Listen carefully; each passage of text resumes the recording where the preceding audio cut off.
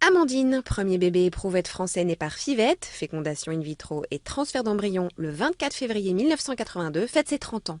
Elle suit de quelques années Louise Brown, premier bébé FIV au monde, né en juin 78 en Angleterre. La fécondation in vitro reproduit à l'extérieur du corps humain, en laboratoire, les premières heures de développement de l'embryon. Tout doit se dérouler selon un scénario bien précis. Le premier jour, après une stimulation ovarienne destinée à déclencher l'ovulation, l'équipe médicale ponctionne les ovocytes dans l'un des ovaires de la femme et recueille les spermatozoïdes de l'homme après masturbation. Après un tri minutieux des meilleures gamètes, les ovules sont mis en présence des spermatozoïdes à un ratio d'environ 1 pour 75 000.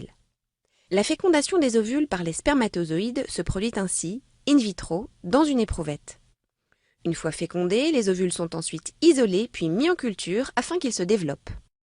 Les jours suivants, observation et tri de rigueur, il est impératif que l'embryon connaisse des divisions cellulaires régulières.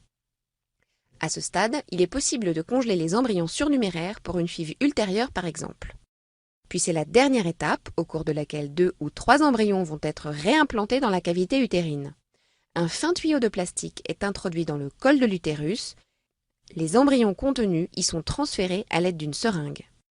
Il est également possible de féconder un ovule par injection intracytoplasmique de spermatozoïdes, ICSI. Cette technique avec micromanipulation consiste à sélectionner, immobiliser puis injecter in vitro un seul spermatozoïde à l'intérieur d'un ovule à l'aide d'une pipette. Père de la fécondation in vitro, Robert Edwards a reçu le prix Nobel de médecine en octobre 2010. À Cambridge, ce généticien britannique a fondé le premier centre mondial de FIV où plus de 10 000 bébés éprouvettes sont nés à ce jour. Cette technique a permis la naissance de plus de 4 millions d'enfants dans le monde.